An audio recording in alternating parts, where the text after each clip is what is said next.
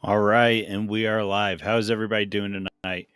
Hey, so Otto isn't currently here. He's going to be here in a little bit. I had to come in late, but in the meantime, I'll do a little housekeeping and show you some of the adventures I've been on here lately. So we'll start out with today. Today is the first day I ever had post limited visibility. I figured, I post lots of times and I end up doing this good morning, be blessed. I enjoy doing that. That's just, I'll throw up a song or whatever. And I decided to change it up today, put some lyrics on there. Ray Willie Hubbard, why not? Something somewhere got me tagged. And so I ended up just posting a picture of that and say, hey, look, I got tagged. I have no idea what it was that got me tagged. And so whatever, came back a few hours longer tagged. That works. All right, pretty cool. What else been up to? The big thing this week is it was sharing week. So we've got a small flock. Oh, I don't know. We've got about 4 or 5 dozen sheep. End up getting them sheared once a year because we keep primarily wool sheep. And that something's going to figure out. But anyway, primarily end up doing wool sheep, and they've been good to us. But yeah, have to do the shearing once a year. They were pretty good for us this year. Let's see. Nobody got out of hand. Nobody got nicked too bad or anything. So we were grateful for that. This fella ends up coming from several states away, and he ends up just making this a big part of his annual income. On top of having a small farm himself, he's always out there sharing and building on. I think he ends up helping with the family restaurant as well. But good dude comes in. He's a big guy, about 6'2", 6'3", I imagine. And this right here, this is actually our biggest one. He's a ram. He's about, if I had to guess, he's somewhere between 2 and 220. And like I said, he's our biggest one by framing. So it's a little bit easier on this fella's back. Most of them are only about 2/3 the size of him, maybe not even that. So he comes in, bends straight over about 90 degrees on his back, and he'll just run through about 5 of them. He keeps a gallon of water with him. He'll oil his shears, take that swig, and keep on moving. He moves through. If I had to guess, it's about 4 or 5 minutes a sheep. He does real well. Every once in a while, there's a nick. It's not really his fault. It's just part of the game. Let's see. But had the lambs. Lambs are in there just because if you've got them all gathered up, might as well keep them in there. It's time to work your sheep in general. So we try to keep them on a very low worming schedule, get that figured out. We'd like to get to the point where we're not doing any worming. Between pasture and between management, we're not there yet. If I had to guess, somewhere between 3 to 4 seasons. And that's because we're growing up our pastures slow but sure. Working through all that. But we did that.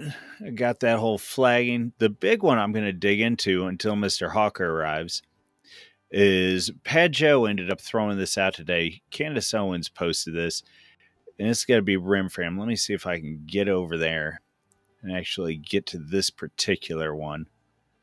Give me a moment. I thought I had this all set up, but as usual, I'm playing the fool a little bit. Let's see if we can't get this up here for us. All right. There we go. So Candace Owen comes in here. You've got the 6-pointed star. You guys are going to have to deal with me because you know that one of my favorite things is to jump into symbolism. And frankly, I need to do a whole video on this. But Candace Owens jumps into the 6-pointed star, David, star rim fan, however you want to phrase it. Now, I'll start off and say I'm not entirely sure where I stand on the whole rim fam ordeal. But Pat Joe is really good right now. He starts off saying Candace is pulling up Lindsay levels of symbolism. And then he goes on and he uses example here of Armenian church. They had 6-pointed stars, comes in into different European areas. The Holy Mother all saying, hey, so if this if this is working, what Candace Owens is saying, all of these guys are offering praise to Moloch as well. The issue that this is a big deal, and what Pageau is hinting on here, is that whenever we start digging into symbolism, that symbolism can't stand by itself. The symbolism has to be attached to some form of material being. And what I mean is that symbolism has to act as a bridge between the material world and the transcendent. If it's not operating in that manner, it's not symbolism, it's pure fantasy. And I don't mean fantasy in the Tolkien and Lewis sense, not fantasy that is pointing out the monomyth or the true myth, but fantasy in it as in it is something completely ephemeral. It's not connected to anything. It's not producing any sort of bridge going from the material to the transcendent. It's just nonsense because it's not grounded in any form of materialism. Then you lose the whole point of what symbolism is in and of itself. And this is one of the things when folks first start getting into symbolism, you can't completely divorce yourself from the material. If you do that, you're just embracing some form of pseudo or pure Gnosticism. Oh, it looks like Mr. Hawker's coming on. So actually, don't worry, guys. I'll quit going on about the symbolism. I'll make a video about that, dig into that a little bit more. Hey, Mr. Hawker, you hear me all right? hey, yeah, I hear you good. Can you hear me? All right, I can. You saved everybody. I was digging in on symbolism and Pageau's latest post that he put up today. I'm sorry. I don't think it's his latest, but it's something he dug into Candace Owens a bit. So, Well, I think I need to apologize because I did not make the 8 o'clock deadline. I was trying to, like I told you, I was trapped at the gym. I said I was trapped. yeah, I was you in gym the rat. flow, I guess. Did you And when get some good pumps today? oh yeah, definitely. I was doing arms, and it was basically, should I continue doing some forearm stuff or should I save some more for tomorrow so I can get back in time? Yeah. Picked that option. Buys or tries today? Or do you end up doing a Buys. blend? Buys? Okay. I sometimes I'll do like a blend. Today I just had time to basically do some biceps and like a little bit of arm, like just forearm stuff. Tomorrow I'm probably gonna do chest and tries, and then I'll do Saturday will be like back and shoulders. Um, I was gonna say though, I Fair. got trapped at the store on the Yeah. way back because I was trying to hunt down some aftershave of all things, and you would think the local store for that kind of stuff would have that, and they didn't. So I guess I'm either growing a beard or it's gonna be very itchy. Well, fair enough. I'll tell you, I don't think I've ever actually gotten legitimate aftershave. Well, I mean, I bought like grocery store, discount Well, I mean, aftershave, fair enough. It and still it did the says job. aftershave on the bottle, yeah. I don't think Yeah, I've it ever did. It gotten did the that. job. All right. Yeah. It it does all right. And I got held up in the line getting my grilled chicken. Fair enough. Fair enough. Grilled or fried? Well, seeing that I just got back from the gym, I would hope it's grilled. I All mean, right. Well, so fried it's would go for interesting. gains. Fried for okay. Yeah. I know I've had buddies where they said, "Man, that first half hour after the gym, you work hard enough, you eat whatever you want." And when I say eat, I mean we're talking milkshakes and pizza and whatever, because they were Yeah, I just mean, all right. Well, go um, ahead. yeah, Yeah, you could if that's your goal, to bulk. But I mean, I'm trying to bulk right now, but I'm trying to keep it kind of clean. yeah. Fair enough. Fair enough. All right. Well, hey. So tonight, what are we up to? We're talking about hunting. We are, and I don't want anybody to get a little bit backwards on us. Yes, people been hunting since the beginning of time. We all know this, and so we don't want to be too banal about it, but I believe we're going to start digging into some of the administrative issues in the hunting culture in the U.S. Is that fair to say? We can. Well, we don't have to. Well, what would you like to dig into? Well, I'd first like to talk about the idea of one of the major barriers of entry when it comes to hunting. And this goes into that is, it's all about land. Land is the most powerful resource one can have. And, with that, it basically means that when you own a big enough plot of land, you can pretty much do whatever you want to outdoor wise. Now, I'm not suggesting anybody hunt anything out of season or, use an AR-15 on a dove. But, you know, the thing is that for somebody that is coming from a background that this isn't me, let me rephrase that.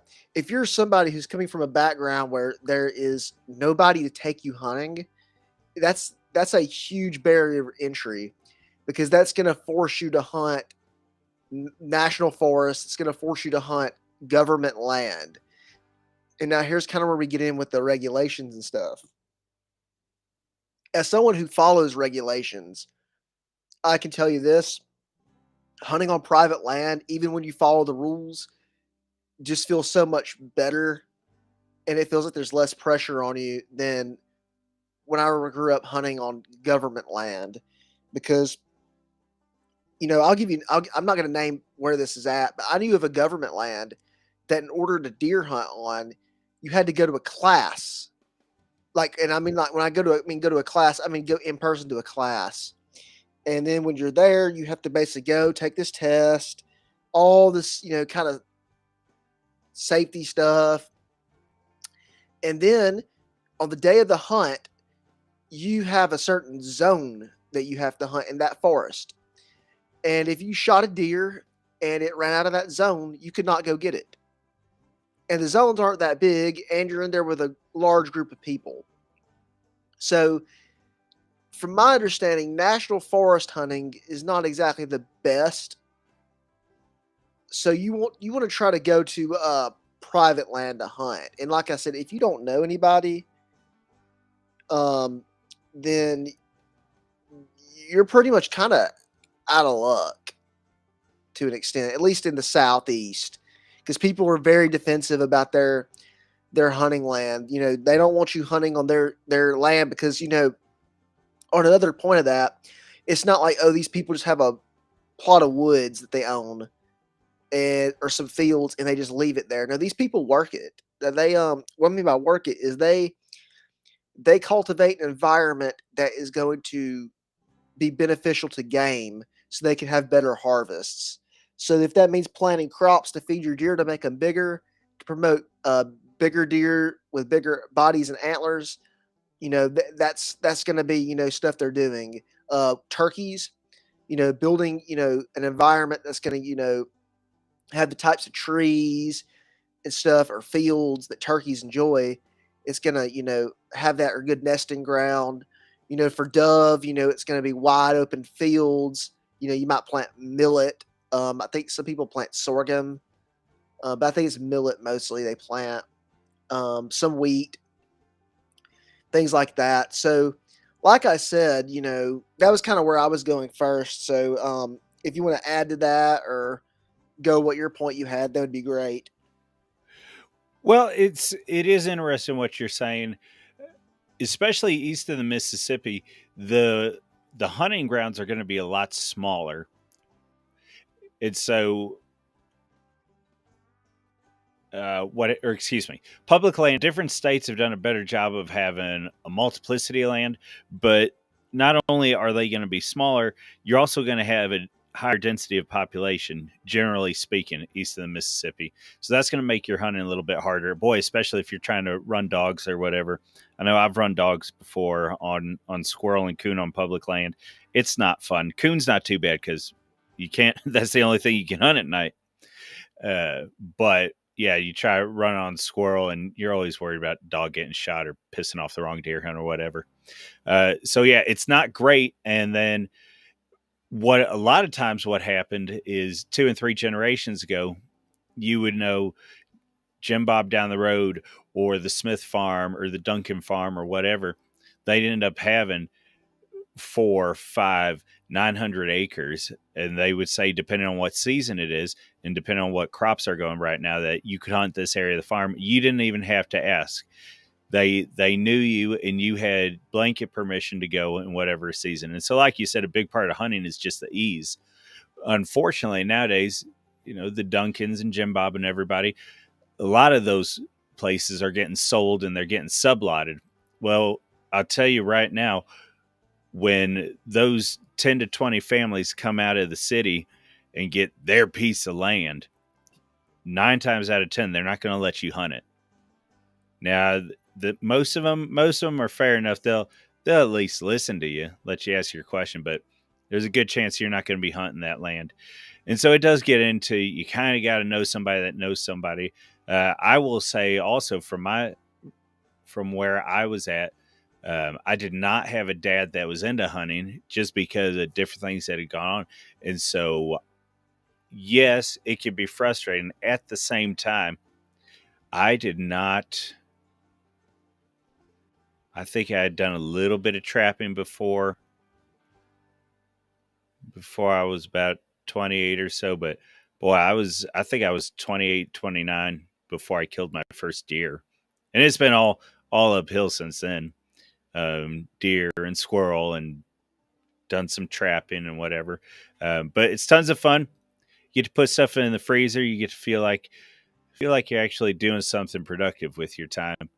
So go ahead. Let's keep digging into it, because if you can get out there, boy, this really is. I was messing around this past week, and I said that this was going to be your triple crown. This was your hat trick. But horses, hounds, and hunting, Otto. That's a good handful right there, and I don't think you can go wrong with any of those No, three. So go no, ahead.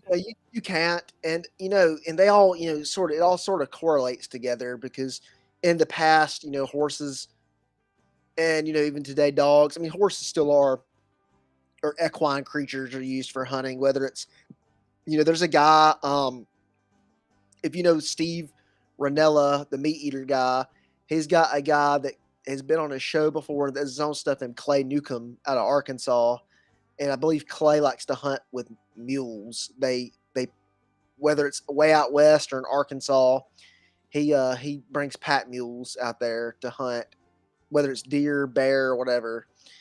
Um, what was I gonna? I was gonna say something in regards to what you were just saying about the deer stuff. Yeah. I killed my first deer only 5 years ago, and it took a pretty much a lifetime of some years going, you know, hardcore, some years not. Just kind of hunting, some mornings, some evenings, maybe like once every few weeks, not really trying it hard. And when I shot my deer, it was just kind of the it was the luck of the draw, but it was the first time, not the first time, it was probably the fifth time I'd ever hunted by myself. Because usually somebody likes to go sit with me that's older, just because it's kind of like a guy thing to do, I guess. You just go sit with somebody out in the woods, and excuse me, um, you'll feel definitely more masculine when you kill something. You'll feel like bragging about it and showing it off, and you'll feel like a man for about a few days, and then you'll go back to feeling like your normal modern self, I guess, kind of. But it will also put in you. I don't want to use the word bloodlust, but it will put in you in a sense of, this is now like at least for me, like a part of me.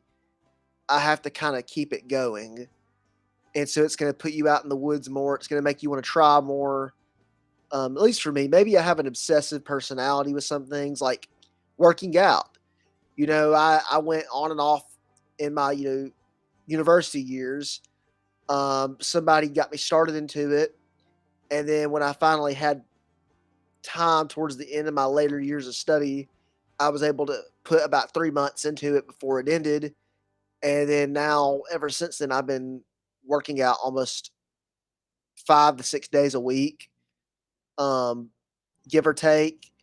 I think in that time, I've only, ever went 1 week, maybe 1 or 2 weeks without going there for at least 4 days, um, in about the last 2 years, and, but anyway, where I was going with hunting is like, yeah, it's gonna make you wanna do it. You know, my latest example is I shot my first turkey recently, and it makes me want to hunt more of them because they're such a fascinating animal. And unlike a deer, you call them, they call back. There's all sorts of mind games going on. He might be clucking from one direction, but he comes in a different one. Uh, there's also their group animals. There, a lot of them are together, and they're smaller. They move on the ground. They can see you, but they can't. I don't think they really smell, but they can see you. So it's more about being still, and not posing yourself as a threat, and Now, then you can nab them.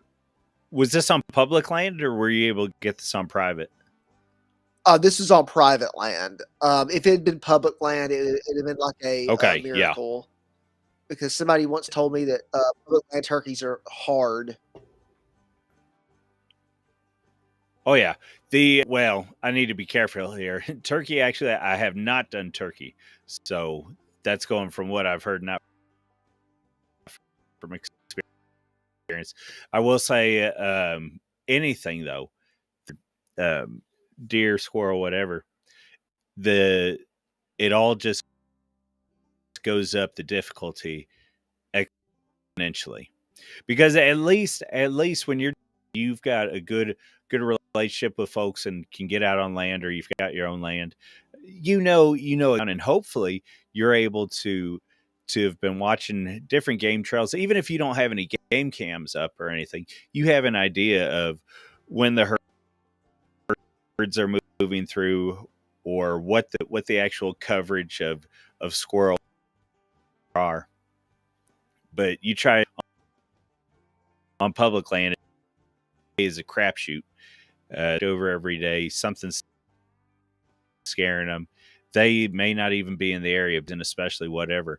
Everything is so covered up, and so I think it would be fair for both of us to say that the best thing you can do, 5 minutes, how difficult it is to get permission. Very best thing you can want to have a productive hunt and a positive hunting season is try and find to. Oh no, I would definitely agree.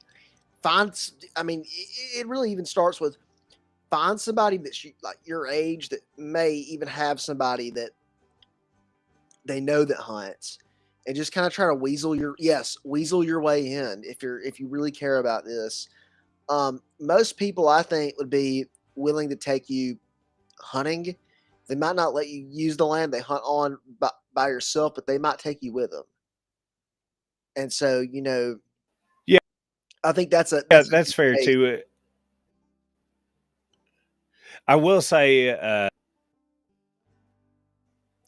so you'll get all types in there, and then there's some guys that they are trying to be helpful in their own way, but they want to take you under their wing or whatever, and sometimes it ain't worth it. But yeah, the best thing, just find or whatever. See if she's got any farmland. Now, farmers, in fairness, 5 minutes ago, farmers are usually cut from a different cloth, especially for a few generations, than those out of the city and buying up small plots.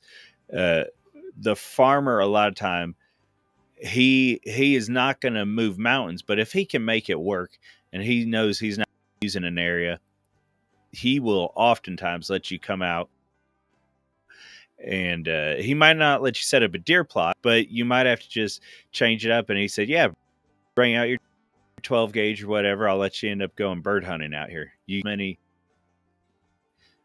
games as you want to get a hold of. And so that'd be out of your wheelhouse, but be flexible. The the big thing is just getting out there. And I know for the past 2 seasons, the only trapping happened because I've had critters getting into the chickens or whatever. But then been moving the sheep and some different issues out here where I'm at. My deer seasons have sucked. Not taking a single deer in the past 2 years. I don't even think I saw any. So I got to work on it this year. Try and get some out here Yes, again. and that's a fair thing too. Like the last 2 deer seasons for me, I've gone without shooting one either. But it's funny you mentioned that because the last 2 seasons, combining the numbers of times I went to hunt was 3 times. You're not going to shoot a deer on. I mean, you could, but you're not going to shoot a deer 3 times. Like more than likely, you're not going to shoot a deer. You know, let's say you go 3 times in a row. More than likely, you're probably not going to shoot a deer on that unless you're. I need to maybe tweak my mind for something. If your goal is to shoot a deer, just shoot a deer. Yeah, you'd probably shoot one every three times in a row. Yeah, you'd probably shoot one. But you want to shoot something and drag something back that's got some antlers on it, something that's worth it.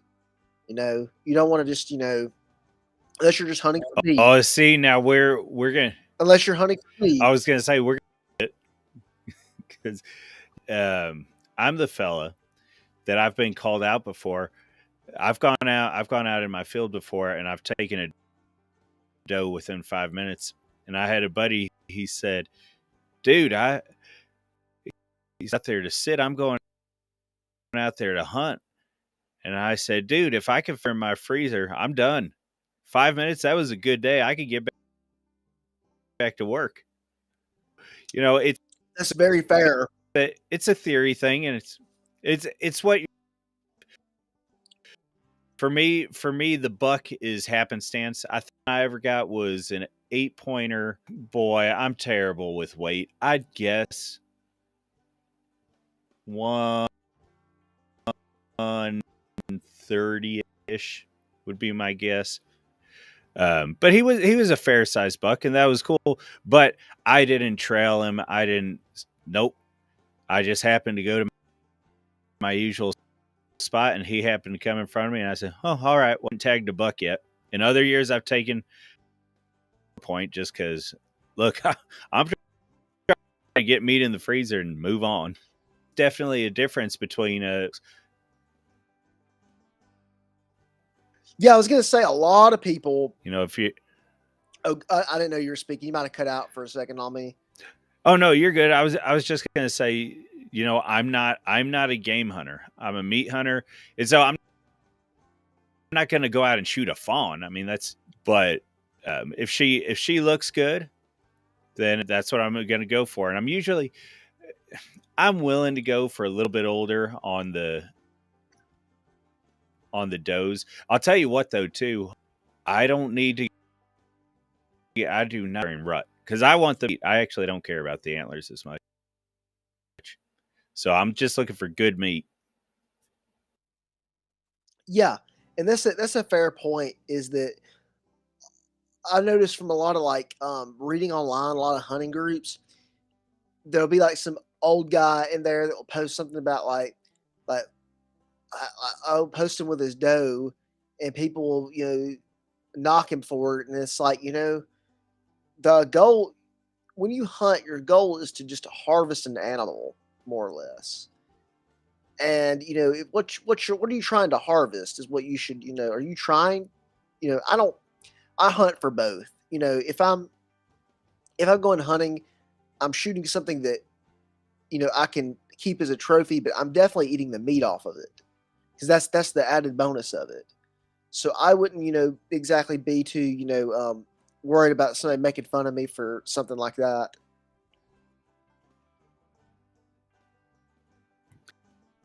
Yeah, fair enough. Uh, and hunting is an interesting thing because we'll dig into a view of maybe 3 different ways of hunting real quick, and then we'll jump into a little bit of the history of it, especially the admin history here in the States. But there's almost three ways I think of it now. There's the meat hunting, which we've talked about. There's trophy hunting, we've talked about, and then there's also, we'll call it, the management and necessity side of it, which are sort of two sides. When I say that, I'm talking about animals getting into the chickens. I'm talking about wolves coming into the sheep pen. I'm talking about now that's a serious issue when you're talking about the reintroduction of gray wolves here in the U.S. in different areas. And so whether it's coyotes, whether it's wolves, whether it is potentially again raccoons and the chickens, whatever, that's the necessity side of it. And then the management side of it is the abundance of white-tailed deer, the overgrowth or the lack of sustainable land areas for different prey animals that are in here now, because there is no major predator population. And so sometimes, even though we would like to see bison or whitetail or whatever come back in number, sometimes it can happen so quickly that the land hasn't reset, and that the grass stands and the vegetable matter isn't capable of holding these things. And I think that's a big one on where the administrative side comes in. Not so much the meat, not so much the trophy. The trophy a little bit, in that there are wasteful people out there, and so they're trying to prevent some of that. But it really is both that necessity side, where they want to make sure that the farmers and the people that can be impacted by these critters, that they are capable of taking care of their livestock, and they're capable of taking care of their land. My understanding is that elk up in Wyoming and different areas are just terrible to have to deal with, knock down fences, whatever. And so they're trying to manage that, but then they're also trying to make sure that these herds stay at a healthy size, both large and small. So I don't know if you have any thoughts on that. No, I do have some thoughts on that. I guess what I was gonna say is that you were talking about what was it, culling? And I've seen stuff, all my life about the wolves out west, and that these people want to reintroduce them, and I'm all for that. I'm all for bringing gray wolves back to their native populations, but or back to their native boundaries. But what these people need to understand is, hey, if we're gonna play that game, we're also gonna play the reverse of that game, which is if they hurt a person, hurt an animal, then they can be shot. And a lot of the people that want to reintroduce them, they don't want to be like shot at all. So it's kind of weird that these, and that's something I've noticed. A lot of these like scientists, sort of like the bring back the animal people type, is they really, it's a good idea, but they don't want to. They don't want to also. They also don't want to exist with the reality that these animals, like other animals, are going to be hunted.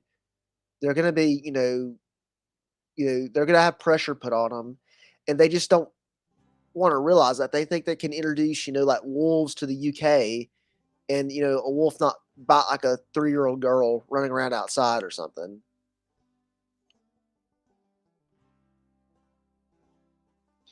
And it's just One of these days, I'll learn to work that mic. Dadgum, if I'm not muted every time.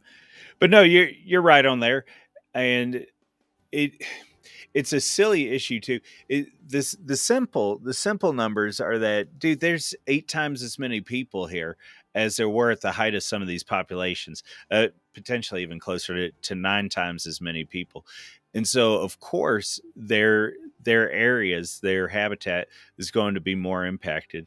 And there has to be, if we're going to start reintroducing, there has to be something in there that allows us to manage them properly. uh, and there can be give and take in there. I don't want to see gray wolves being shot because they're getting into a sheep pen, but I also don't want a gray wolf in with the sheep pen. And so one of the potentialities there is bringing in Kangles and different big big livestock guardian dogs. But if that dog ends up injuring the wolf, or even potentially in the supplying of that dog, because good good livestock guardians aren't necessarily cheap, there has to be some sort of provision in there.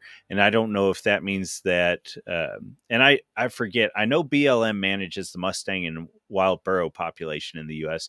Do you know off the top of your head if BLM has anything to do with the gray wolves and the reintroduction of different predators? Wait, you're talking about like the BLM? Yeah, the Bureau of Land Management. Oh, I thought you meant Black Lives Matter. Oh, good Lord. they, they You don't have, have anything to do with Mustangs. that's what I was about to say is like, I was really like like surprised there, like wow, like dadgum. Maybe that's why you see like the black cowboy stuff a lot of the times now.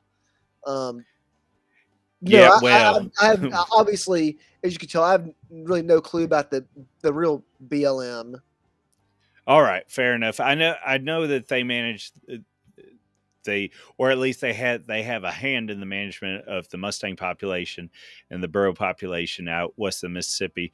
But I don't know who it is that actually administers the wolves and the different predatory animals. But it's definitely something that has to be has to be addressed. Whether it is encroachment with people, or whether it's livestock, whatever. I think these are issues that potentially there's compromise, but oftentimes compromise leaves neither party feeling completely satisfied. But Yeah, it's like Pastor R.C. Sproul said. There's peace and a false peace, or also known as appeasement, where you know when you have a real peace, the actual terms both sides want are met. But most of the time in our world, we see false peace where we establish just a little kernel of safety, and then 3 months later we go back at it, whatever it is, and that can be politics, war, people's relationships. You just see that kind of behavior a lot now. um I yeah, think quick aside, are you a big Sproul guy? yeah, I would say so. I'm just kind of getting Okay. into him about the last year or two, really. Did I ever?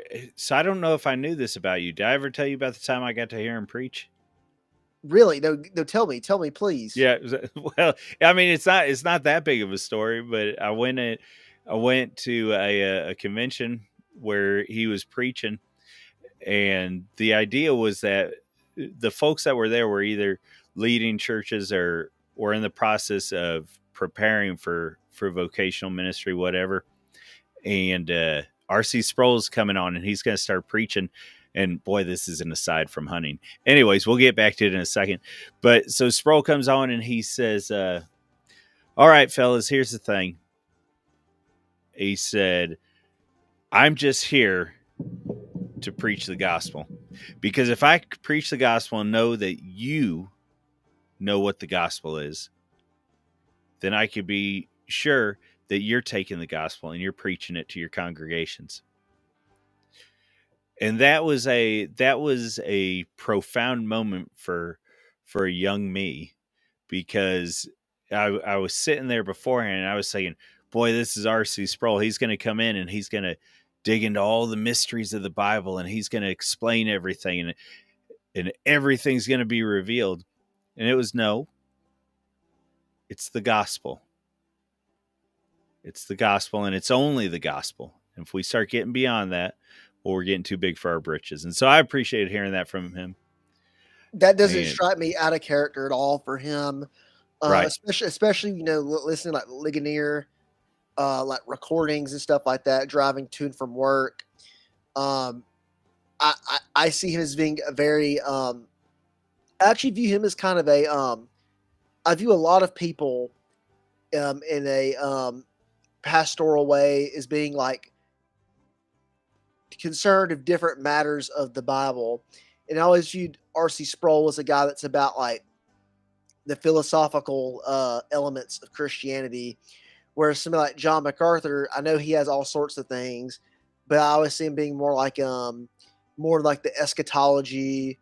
Whereas Paul Washer is all about regeneration and salvation and preaching Christ crucified, which I mean RC does too.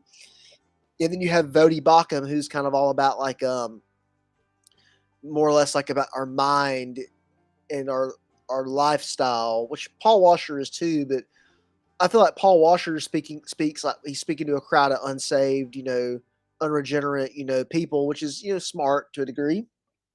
Whereas something like Vodi Bakum is like preaching to like, okay, like everybody here is a Christian, like how we build a church. Very interesting. Yeah. Okay. So I'll reveal my hand here in just a second, and don't worry, folks. We're gonna get back to hunting. Hey, real quick though, Otto, are you a 1689er or are you a Presbyterian? Well, I would really just say that I'm a Calvinist and Baptist because I have not Okay. read the 1689. Is it confession? I know Yeah. The LBC, the London Baptist. I I'm gonna I step out on a limb and already assume that the Reformed, 1689, London Confession is probably what I believe because I'm one of those Okay. people that tends to take that kind of stuff and more. I weigh that stuff heavier in my mind than like whatever like some new like evangelical like pastor has said or read or like to me like the 1689 Baptist Confession or like the Westminster Confession, like those are to me are a higher source of authority than like David Platt and whatever book he wrote. Oh dear. Oh dear. You're naming names. All right. Well, I'll stop. I I won't. I I, I, won't dig too I deep. say that not to I need to be careful why I say that. I say that not to uh hurt the man, harm the man, speak ill of the man. Um but I just think we live in a time where okay, like we need to stop coming out with new ideas. And from my side, David Platt is a Christian. Um but I just think it's like, hey man, like sometimes we need to go back and just look at what they were saying in the past.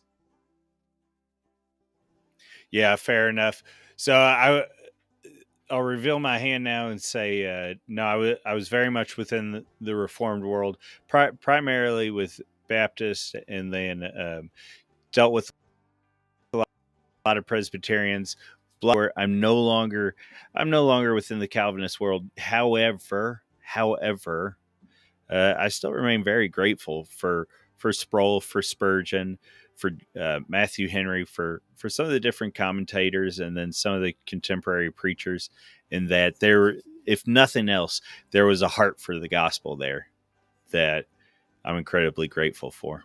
I would definitely agree on that right there. I think to some degree, uh, those men are more serious.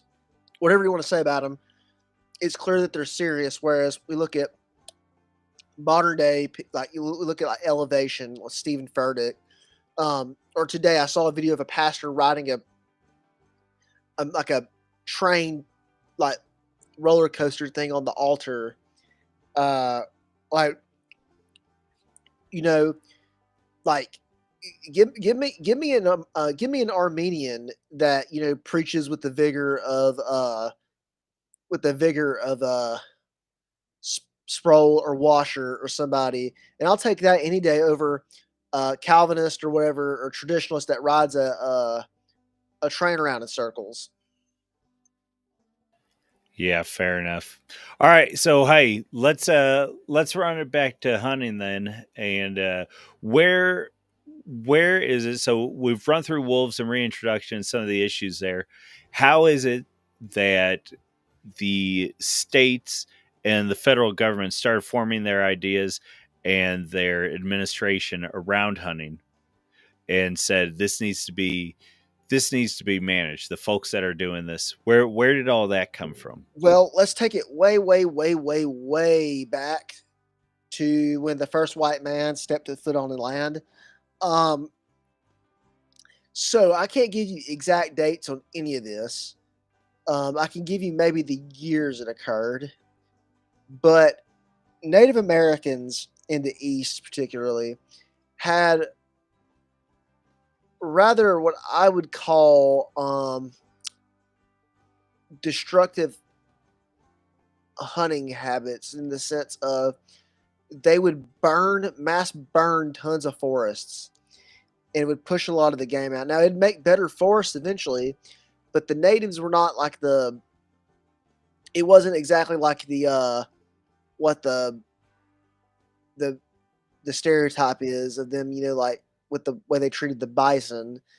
The natives are responsible for basically killing off, from my understanding, jaguars, um, bison, maybe even limiting the population of elk in the southeast. Now, I know white people that finished them off, but um, I mean, we knew bison were here um, when white people got here, and by the time they got down to places like Alabama and Georgia, there's you know there's probably more bison today in those states than there were in living there at the time, from my understanding. That could be a hyperbole right there, but I think the audience gets the idea. And so I believe it's in Virginia. The first hunting law is passed in the 1600s, and it is to pass a season for deer hunting. And I think it was very vague. It wasn't like, oh, you deer hunt like these certain months. It was basically like it made deer hunting something only done in the fall.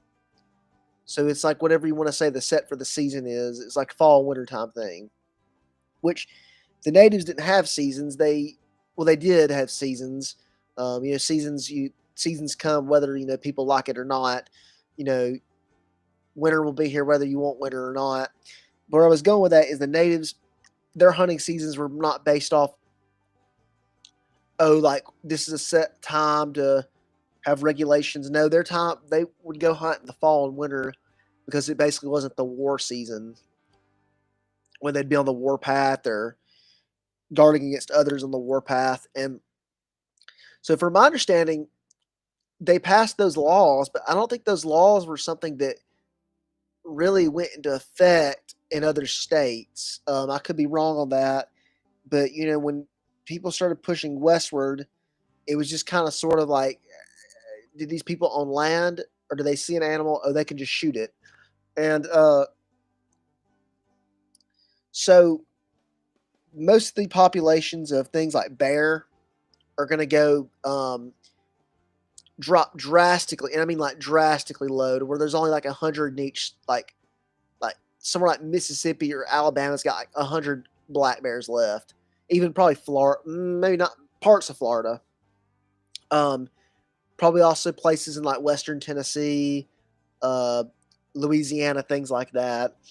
And eventually, from my understanding, by the time of World War II and after, is when they're going to introduce new hunting laws. We're going to see, the reintroduction of turkeys. The wild turkey in the East was basically almost hunted to extinction, and it wasn't until about the 40s they started bringing them back. And you can even, in preparation for my turkey hunting season, I was listening to some turkey hunting experts, I guess you'd call them that.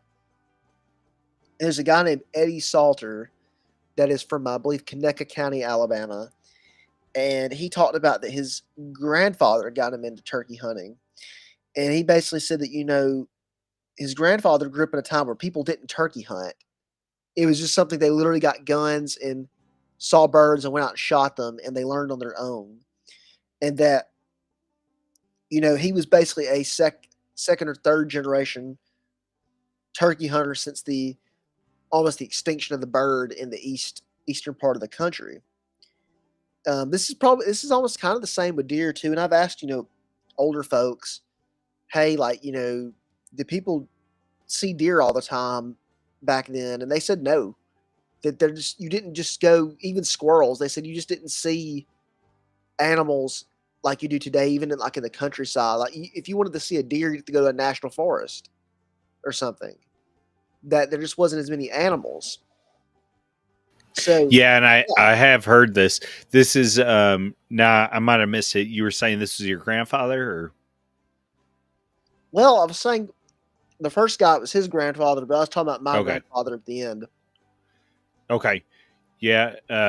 No, like you've said, I have heard this before, and I don't know if this is a post depression thing, post 1929 or wherever. Because my understanding is there in the 30s, we nearly lost our deer population. Frankly, I should have looked into that. I didn't know that was going to come up tonight. But yeah, I'll see what I can do. Go ahead. Well, I was going to say, hold on, let me take a sip of my drink real quick.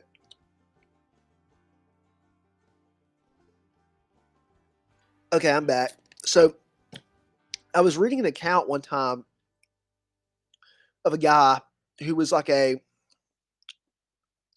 nothing to do with hunting really in general. I was just reading about a mountain in northern Georgia and about this national park or national forest was there. And a Wikipedia page that popped up about a guy that worked there. And this guy apparently killed the last deer in northern Georgia in like the 20s or 30s. And it took him almost like 20 years to bring deer back there. And so, from my understanding, most of these populations were really brought down by, the Davy Crockett esque, frontiersmen coming in and shooting everything on sight, pejoratively, and that hurt a lot of the population. But also, was the, from my understanding, was the what I'm going to call the real antebellum and post Civil War elites would do a lot of hunting. If you ever heard of General Wade Hampton in the Civil War, he was notorious before the war as a very proficient bear hunter. And Wade Hampton would hunt them with a knife and dogs. And so, and I believe he killed like hundreds of bears throughout his life. So, when you take that kind of stuff into account, just tons of animals are being killed from, you know, basically the Davy Crockett era, or even before that, really, but like that era, the colonial era, all the way to the Depression. And the Depression is, going to make anything in the woods a free dinner, basically. So that's really going to drive it down. I've also heard that the Civil War in some places had a drain on the animal population. I don't have any sources for that, but I will say, um, take this with a grain of salt. The day before the Battle of Shiloh, Confederate troops were actually shooting deer, and their officers were worried this was going to give them away to the Union Army that was there, and somehow it didn't. But apparently they'd shot a bunch of deer, and they weren't punished for it. It was more of a, hey, we just don't want you shooting right now. So if we take that with the grain of salt that we have, we could say that it was probably not unheard of for people in the war to shoot whatever animal they saw and cook it, you know, or just to shoot it for target practice. I don't think that's unheard of. I do know of an instance of a guy who talked about that when he was in Virginia during the war. This is the very beginning of the war. This guy was Sam R. Watkins. He wrote a book called Company H, spelled like AHCYE. Like I guess it's trying to spell H, the sound. And he talked about how they went through somewhere in the Shenandoah Valley, and that where they went through was just like meadows and these hills covered with deer and black bear. So, where these armies were going weren't desolate places, and so I imagine on the Vicksburg campaign or the Atlanta campaign, definitely probably Sherman's March to the Sea. that probably had a huge toll on the wildlife in those areas. No telling what it did to the Virginia's wildlife, because the wars fought like in every part of the state there, and multiple times, even Tennessee too, because Western Tennessee was ravaged by the war, from my understanding.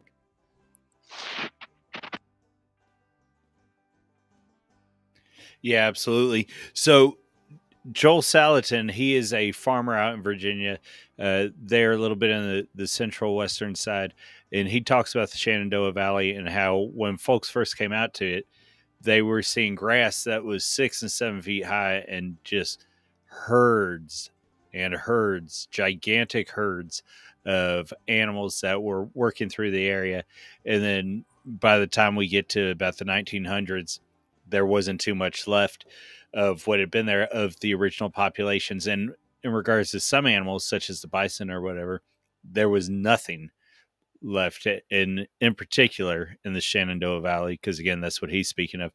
But then even as we're going out west, different herds and populations has been decimated. Now I don't know if you can see this up on your screen. I had pulled up a publication on the estimated deer numbers and what was going on with that uh, during the 15th century all the way up into the 20th century here in the United States. Now you can see way back here at the beginning, roughly 1450. The estimation is about 43 million with the entire deer population. So that's going to be whitetail, mule, blacktail, and then whatever else scrambling around. I doubt they're counting red stag or anything, but they're not native anyways. So if you follow that along, you've got a little bit of colonials going, say roughly 1600. You're going to keep coming, and then already prior to the founding of the U.S., when we're all still colonial in nature, you're seeing a steady drop, a downward trend there in the deer populations, and that downward drop is not going to stop. It's actually going to increase up until about the 1910s, and slowly but surely it's going to start creeping up till now we are at numbers. I'm not entirely sure where this drop is coming from here towards the end, because I've seen some doing a real quick 5-minute Google search. I'm seeing some conflicting info on what's actually going on with the numbers. We're seeing a precipitous drop right here, and I don't know if that's more folks getting into hunting or whatever. However, even at current levels, if we grant what I've got up on the screen right now at about 32 million, that's not a population that we have seen since nearly the founding of the country. And so what went on in the past near 100 years is incredible.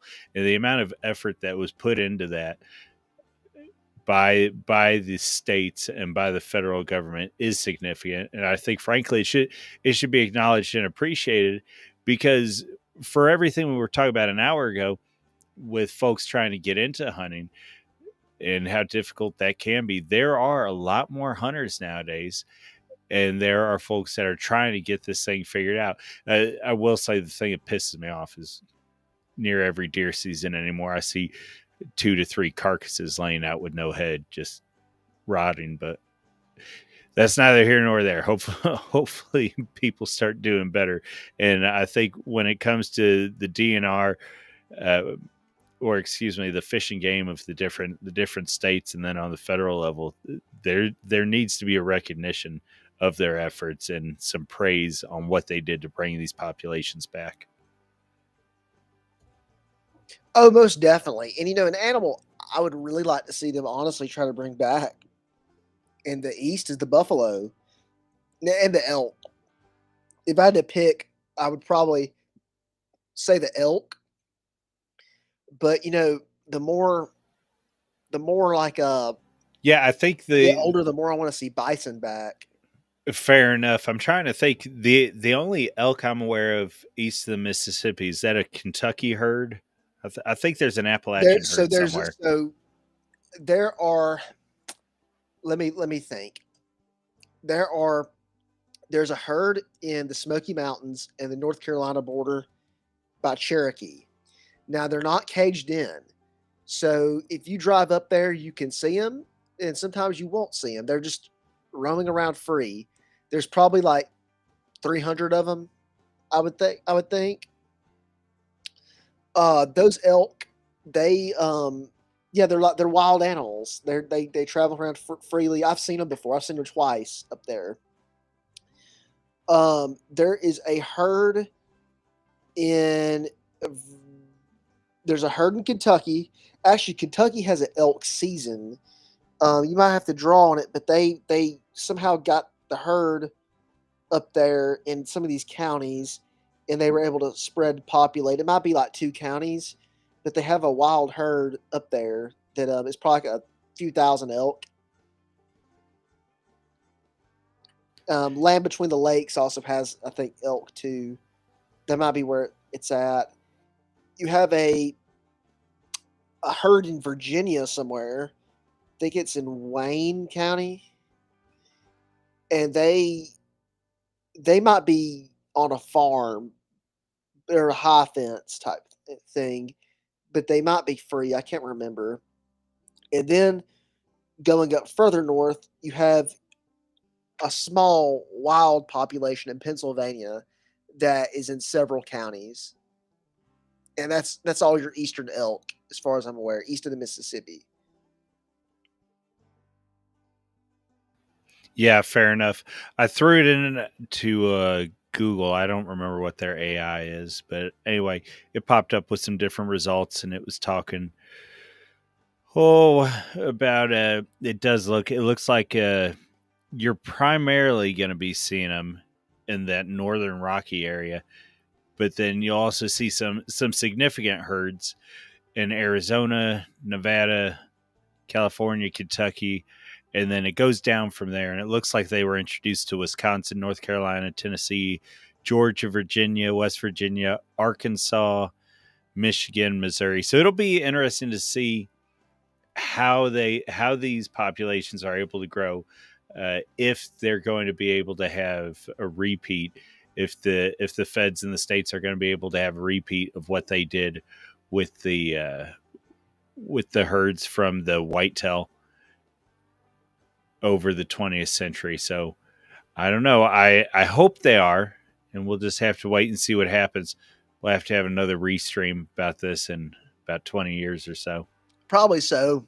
And the thing about the elk is I do not know of any in Georgia or West Virginia, but my logic on that is this: where the elk are at in North Carolina is uh, roughly about an hour 30 from Helen, Georgia, which is in the mountains. It's a German town. And I believe that it's basically possible that these elk could somehow wander in there. So that might be it. They might have a small population somewhere in Georgia that I just don't know about. As for West Virginia, I'm clueless about elk being there, um, unless they're coming in from Kentucky. Yeah. Well, it would be interesting to see. Uh, it was saying Kentucky had between 10 to 25,000. Obviously, that's a bit of a crazy number because you're more than doubling between those estimates. But it'll be interesting to see if they do start spreading out into the different states and how the states are able to take over and manage them and start claiming herds, which I think I think elk are a herd. Is that right? Is that what's a group of elk? Is it a herd? Yeah, it's a herd.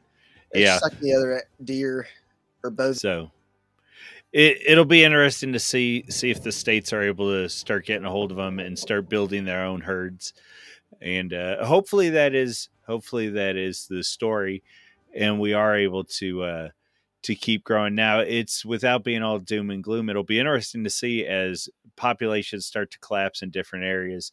If we do continue to see an uptick in hunting, or if we start to see that collapse a little bit, and maybe these populations will start growing, but maybe it won't be for the best of reasons. We'll just have to wait and see. Well, I think for some of these animals, like an elk, I think you would actually kind of hard pressed to find people that would in the east that would really want to hunt them. I think it would be a lot of deer hunters just doing it, and I think even still, a lot of them wouldn't do it because that's such a huge animal, and a lot of people, are not exactly adventurous. And I think they would just say, "I'm not shooting that because I don't know what to do with it once I shoot it." Yeah, that's actually a really good point. Hauling the meat, hauling the carcass is is increasingly difficult. So whitetail is about the easiest within that class, we'll say. And so within the herd animals, within the deer family, whitetail is about the easiest. And even that, I mean, nobody wants to be 2 miles out and shoot a whitetail and then have to drag it or carry it back. But yeah, that's a good point, and it'll be interesting to see. Hopefully, well, my personal preference is that we see growing populations in there. What I am worried about, and maybe we'll rabbit trail a little bit, or should I say we'll hog trail a little bit, is I am worried about the hog populations. Let me see if I can't pull those up because, as far as I'm aware, there are all gas and no brakes when it comes to hogs. I know some states in Appalachia were able to get a jump on them on the 90s and tamp down on their populations from expanding too much. But post 90s and into today, I am not sure where the hog populations are going.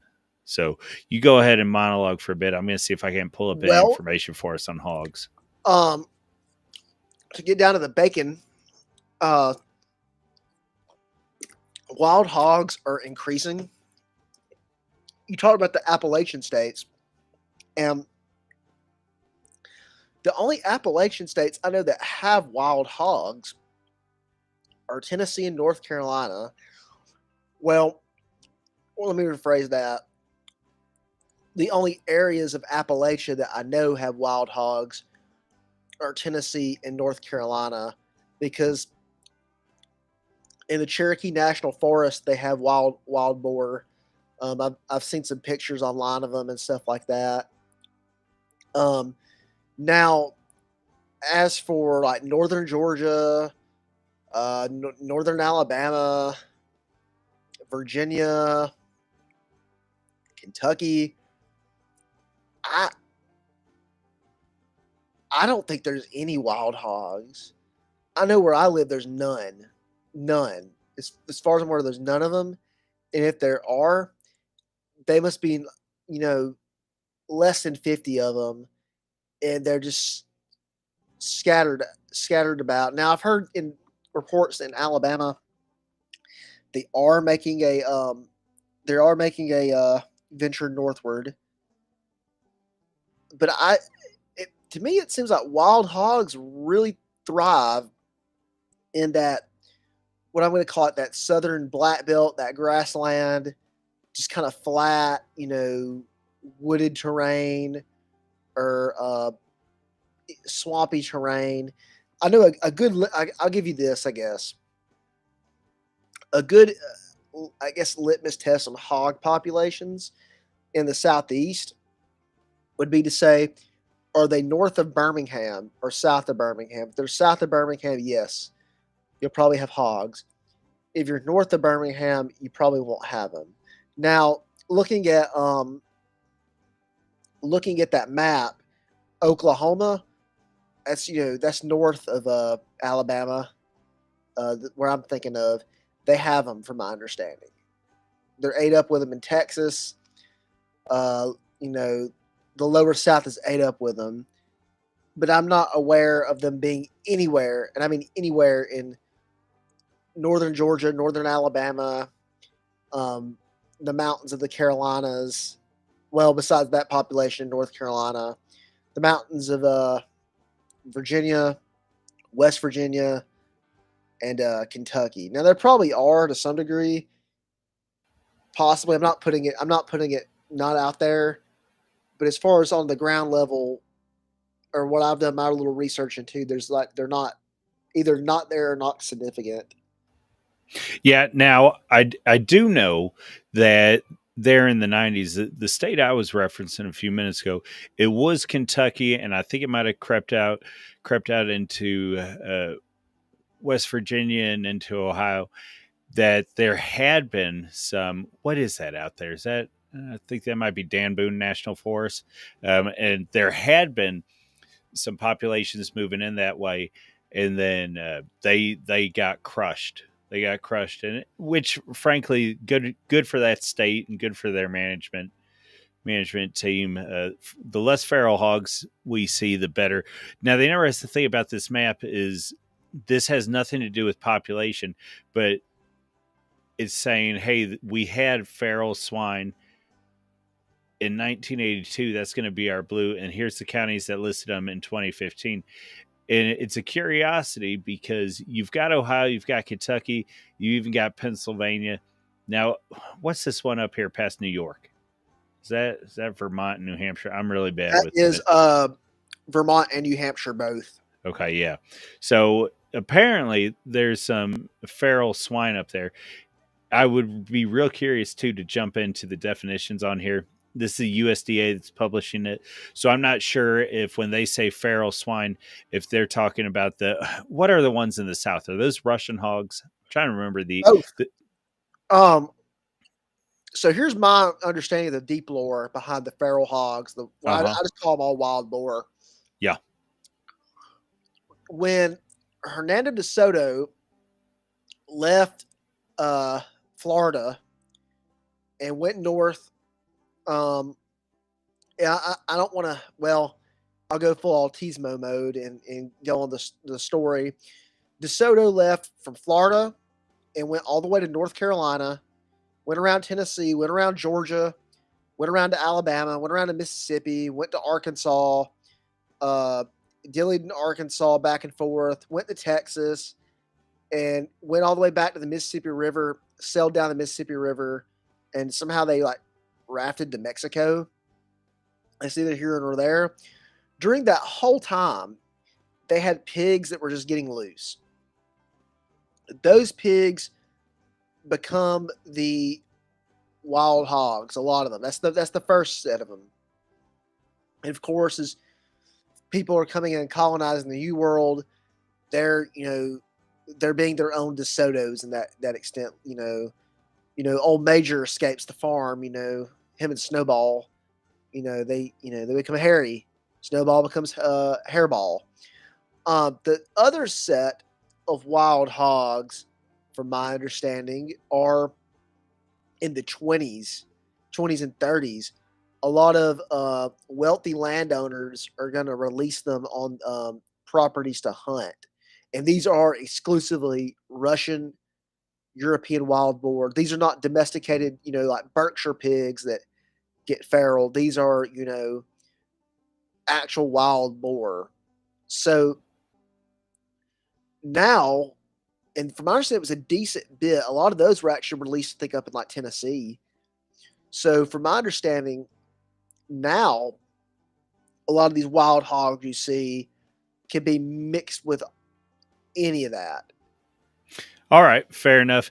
And I'll tell you a quick aside. I'm taking a Berkshire to get butchered here this week. And I don't like raising hogs, but that's good pork. Those Berks. So where I was going to go into that as well, and I appreciate you explaining all that. It makes sense. And so that is the majority of what you're going to see down here in Texas, Louisiana, Oklahoma, these different areas are that cross between those Spanish hogs and then those Russians that you were talking about. I would be real curious though. There's not an actual path, and so when you see stuff up here in the UP, when you see it over here in New Hampshire, and what is this? That's North Dakota. So when you see these kind of outliers, I'm wondering if those are just straight up feral swine of various domestication and breeds, and they have nothing to do with these hogs down here. And that's probably the case. Those are probably Russian wild boar that are only in a few numbers, probably like a few hundred.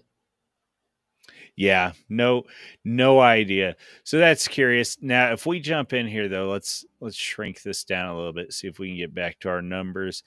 Right now, the the AI overview, because it's always correct. But on this one, potentially the USDA has given us enough numbers. It is telling us that Texas has about 2.5 million wild hogs in there. Louisiana's coming in with about 900,000. Oklahoma's 750. Georgia had elite number of reports. It had 1,377 reports in 2023. It doesn't look like anything's necessarily verified. Same with Florida. So that is interesting, though. There's a little bit of conflict in there between what's being spewed out by the AI and then what we're seeing on the map.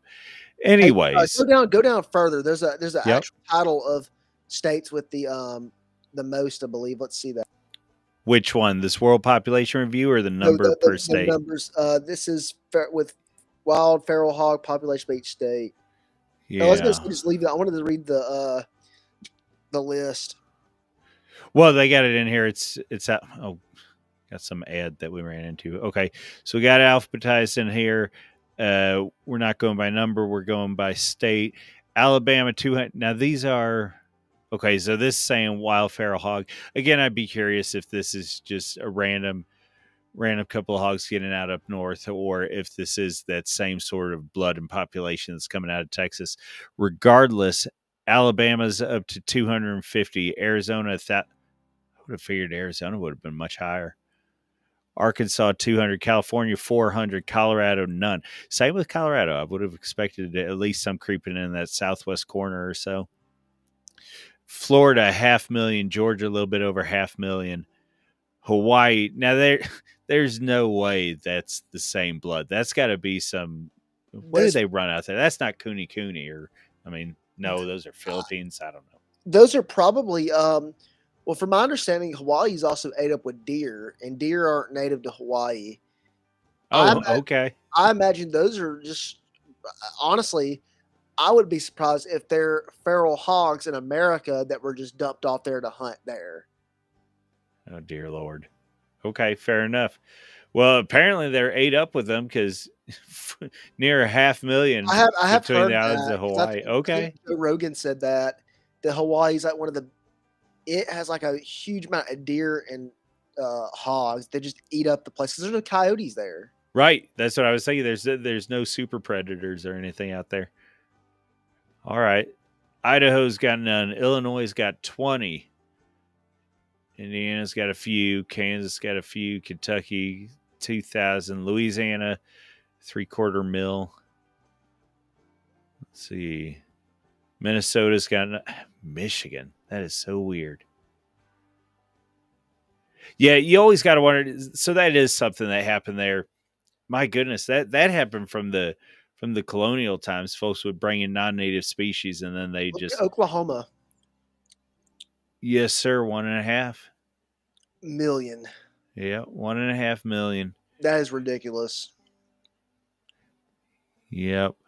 Well, I mean Texas at 3 million. Although I guess Texas it's significantly bigger than Oklahoma, but very interesting. Yeah, none up in Wyoming. God bless those cold states. I guess the hogs don't like it. Although, shame on me. We saw them up in the UP, actually. We saw them up in Michigan. So, who knows? All I know is I don't want to have to deal with them.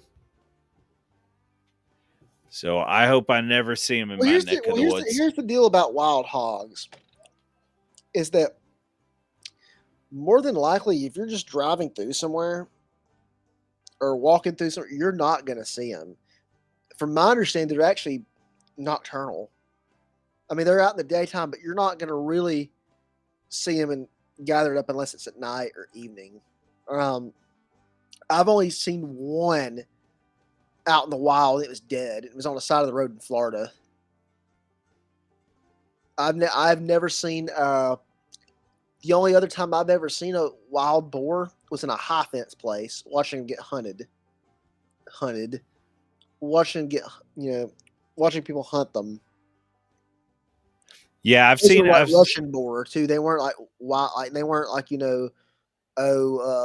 like American. No, these were like Russian boar. Yeah, I've seen a few of them out on the side of the road in Texas, and I know I wouldn't want to have anything to do with them.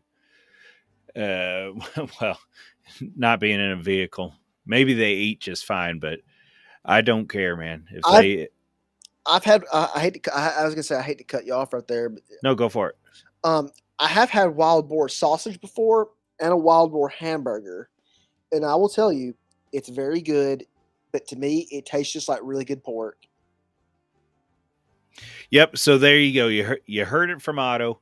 Don't worry about this wild boar. Just go find yourself a local farmer who's raising some nice Berkshire, some nice and calm Berkshire. That's about the best pork you're gonna get. Well, I meant don't worry about the wild boar in the sense of don't worry about them. You see them, just shoot them, eat them. They're good. It's protein. Fair. Okay. Fair enough. I'll tell you what too is depending on what state you're in, mandatory report if you see wild hogs. Well, shoot, it might So need to be a mandatory hunt because I really would love to go on a boar hunt. That's something I've never done, just because I don't know anybody that has any land or anywhere with them, even in a small amount.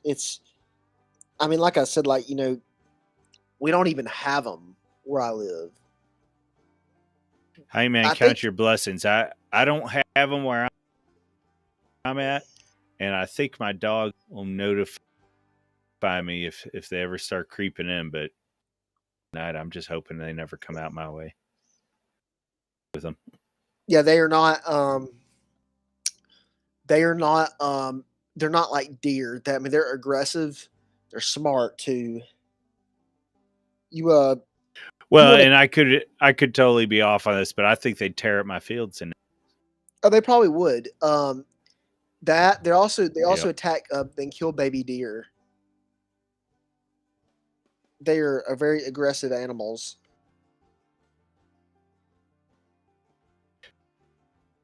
fair enough. All right, well, hey, start a bow on this. What is it that we want to get across? Yeah, finish this up, and then maybe do some shilling on it. Well, my main idea is to get people out in the outdoors and enjoy it, whether you're hiking, walking, boating, fishing, or hunting. I would like to see a country that I would say to some degree increases in hunters, but also laxes some of its standards in regards to getting people into hunting. Uh, I know Alabama just passed a law recently where private landowners don't have to submit a CW a C CWD test for their deer they harvest, and what that means is CWD is chronic wasting disease. It's a huge problem that's occurring in the southeast with deer. I believe it started somewhere around Arkansas, and it's pushed its way further and further east. Essentially, what that means is that when you shoot a deer and you take it to like a processor, they like test it for that stuff. And I guess the idea is now it's an option to choose if you want it tested, which to me, I think they need to test it because CWD is a huge threat to our local wildlife. So, number one, I would say is find a solution for CWD. And number two is try to find somebody that that hunts and go out hunting yourself and follow your state regulations. Yeah, absolutely. Get out and get hunting. Let's say right now we're in. You've got about 4 months before season opens up throughout most of the country. There, shoot, learn to bow hunt, or excuse me, learn to handle a bow, and then see if you can't figure out if you can find anybody with some land that'll let you put it. Probably already has deer stand up, or do quick blind or something like that, and just start doing that. Work with your local is in your state fishing game. I think we mentioned it on a previous stream. they frankly that's how they pay for most of their jobs, and that wing of the state government is through licenses, and so it's in their best interest to get you out, get you hunting, get you fishing. That difficult if you're willing to put a little bit of time, a little bit of research, everything to gain from it. So that would be my argument. Yes, and another thing too about the outdoors with hunting that I didn't say earlier is I actually think, and don't quote me on this, I think it served as a bigger purpose of this, but I think in the past and even still today, it is in some ways, it's a practice for war in a sense because you are out there with a practicing with a loaded weapon, holding it, and you are on a mission with it. You're going through, it's not on a firing range sitting still. You're moving with a loaded gun, and you're having to sit there with a loaded gun. You're learning how to prop it up. You're shooting it. You're shooting it at live creatures. Um, so I think in a way it serves as a just as it did for our medieval ancestors. It serves as a way to prepare men for war in a way. I mean, even how to walk through the woods quietly or to track something. I mean, that's stuff that they still have to do in the military in combat. Yeah, for sure. It is an interesting way to get yourself to start thinking about those different things. It's a little bit different, but yeah, it at least gets your body moving and holding on to a gun and figuring out how to work through that. Very much so.